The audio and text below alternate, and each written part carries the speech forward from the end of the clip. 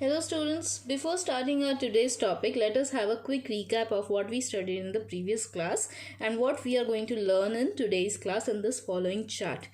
From the ovary, follicular growth occurs due to FSH and ovum is formed in Graafian follicle which is released through ovulation by estrogen presence, that is through LH surge. Once the ovulation occurs, the ruptured follicle starts producing progesterone and it is called as corpus luteum. If the ovum is fertilized, then it leads to the formation of zygote, and if there is no fertilization, then it leads to menstrual cycle. The zygote starts cell division and differentiation and forms embryo at the 32 to 64 cell stage, that is called as blastocyst, and gets implanted in endometrium. Here we call the process as conception or pregnancy. After implantation, placenta and umbilical cords are formed and the following hormones are released: HCG, HPL, estrogen and progestogen, and the fetal growth starts there, and this period is called as gestation. The fetus will be growing here for about 40 weeks and this period is called as gestation period. Once the fetus is fully grown, fully developed, it is ready to be expelled out of the mother's uterus, and this is through fetal ejection reflex. And this process is called as parturition, where the expulsion of fetus occurs, and lactation is followed after parturition, that is breastfeeding of the newborn baby. And the initial days, the milk which is produced in the initial days of lactation is called as colostrum. So we have covered up to implantation. We are going to learn the later phases of pregnancy in today's class. So this is stepwise development of the fertilization and implantation process, which you have already seen in the animation video in the previous class. Ovum is fertilized by the sperm and the sperm is capacitated by the following mechanisms which we had already discussed. The zygote is formed. The zygote undergoes cleavages and they form the successive stage of embryo. Morula is the 16-celled stage and blastocyst is the 32 to 64 cell stage. At this stage, embryo has two distinct layers: trophoblast, the outer one, and inner cell mass, the inner one. At this stage, it implants to the endometrial layer. It gets embedded inside the endometrial layer. These stages are numbered over here. They are labeled over here in the uterus where all these things are occurring. First is ovulation, that is ovum is released and is taken up by the fimbriae to the isthmic junction. Okay, fertilization occurs where the sperm meets the ovum and fuses at ampullary isthmic junction, and the zygote is formed, which undergoes cleavage and forms 2, 4, 8, 16, 32 celled conditions, and each cells are called as blastomere. 8 to 16 cell stage is called as morula and it is formed due to the cleavage. Blastocyst, that is the 32 to 64 cell stage, and the outer layer is called as trophoblast and inner layer is inner cell mass. The outer layer, trophoblast, attaches to the endometrium while inner cell mass forms the embryo. And this is the way implantation occurs, and inner cell mass will be forming the embryonic germ layers, that is ectoderm, mesoderm, endoderm.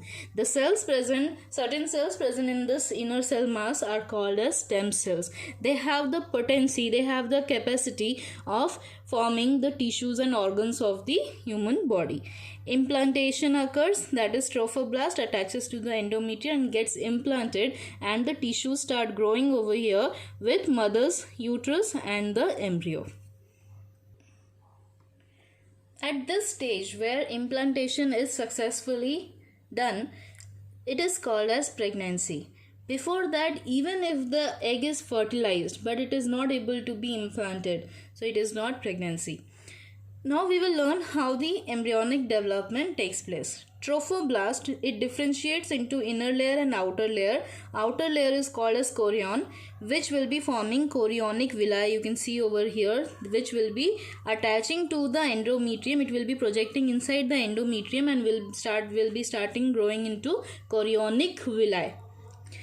And the uterine tissue get connected and form a structural and functional unit between the developing embryo and maternal body called as placenta. So here they form the placenta, where the embryonic body is attached to the mother's body. What is the function of placenta? It provides nutrients and oxygen to the developing embryo. It removes the carbon dioxide and waste materials from the embryo, and it acts as an endocrine tissue and produces human chorionic gonadotrophin. This is the first pregnancy hormone. Human placental lactogen, estrogens and progesterone for maintaining the pregnancy. See the diagram over here.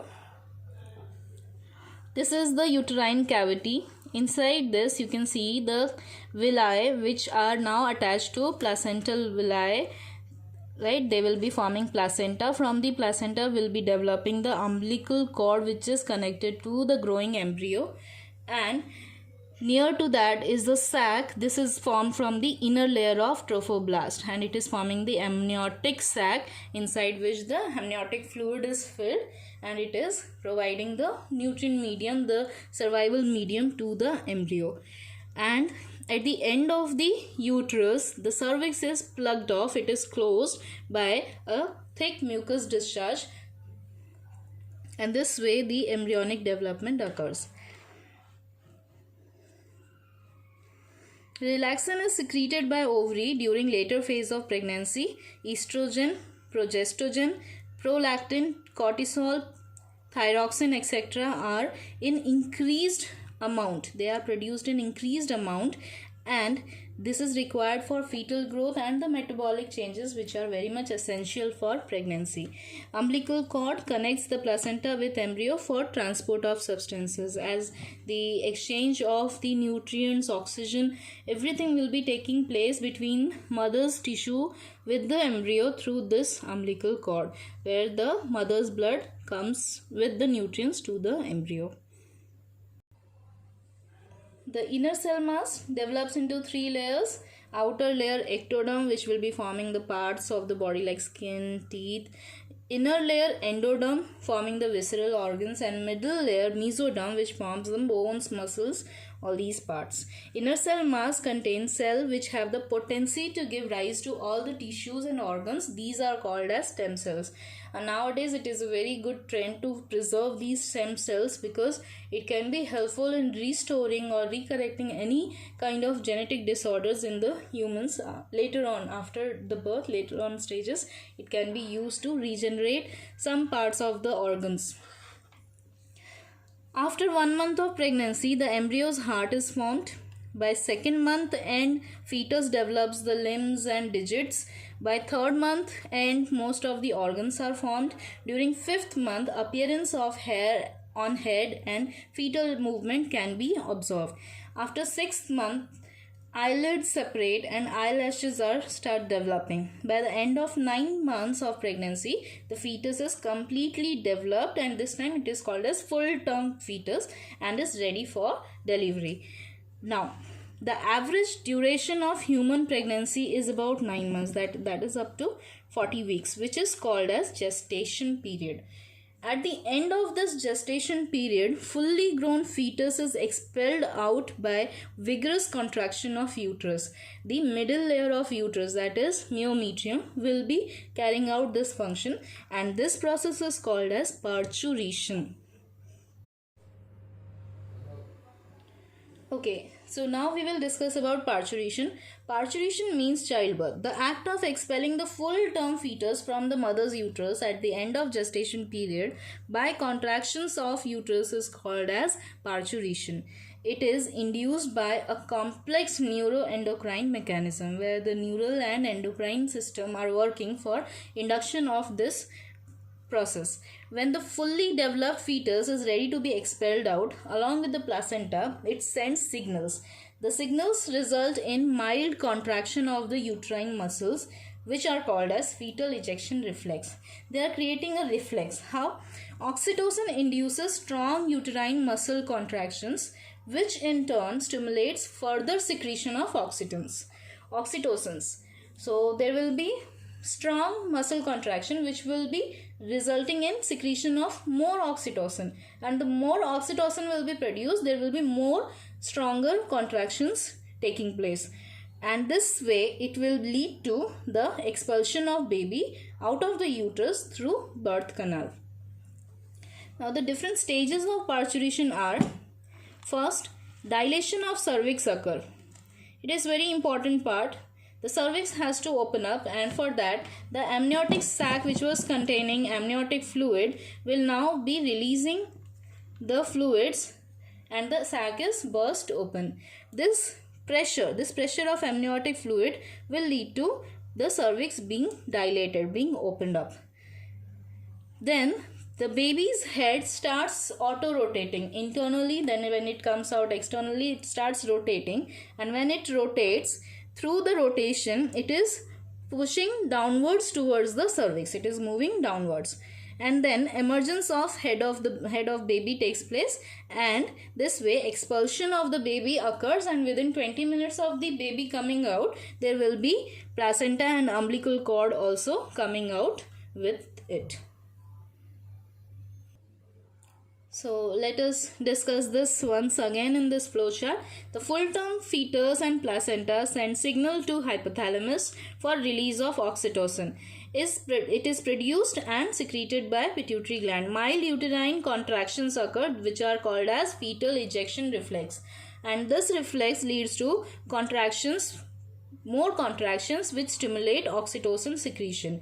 This is called as stimulatory reflex of contractions and oxytocin, which results in severe and strong contractions, and this leads to opening up of the cervix due to the bursting of the amniotic sac, and the fluid comes down and it is creating pressure on the cervix, and this way the cervix is dilated or opened up, and the emergence of baby head occurs from the birth canal, that is the cervical canal, which is now called as birth canal, and expulsion of baby followed by umbilical cord occurs. The last process in the pregnancy is after the expulsion of baby, that is the feeding of the baby, which is called as lactation. Lactation is done by mammary ducts, mammary glands. We will learn mammary glands now. The structure of mammary glands is this, where it is divided into two layers. One is glandular tissue layer, which is in the central part, and the fatty tissue layer, which is at the peripheral part. Can you see this? These are the adipose tissues, and in the center of these adipose tissue layer lies the glandular tissue. Each glandular tissue is divided into 15 to 20 mammary lobes. Can you see the lobes over here, the chambers? These chambers are the mammary lobes, and each lobe consists of a group of cells called as alveoli. These are the alveoli, and alveolus is where the milk is produced. Alveoli open into mammary tubules, small tube-like structures, and these tubules connect to mammary ducts. These are the mammary ducts. These ducts open up into a wider area called as ampulla, and this is connected to the main milk duct. This is the lactiferous duct. This lactiferous duct opens into the external opening of the mammary gland, that is nipple, through which milk is released out. For lactation also, hormonal regulation is very important. Feeding of the newborn baby has to be taken place in lactation, for which two hormones are required. The milk production in alveoli is regulated by prolactin, released from pituitary gland.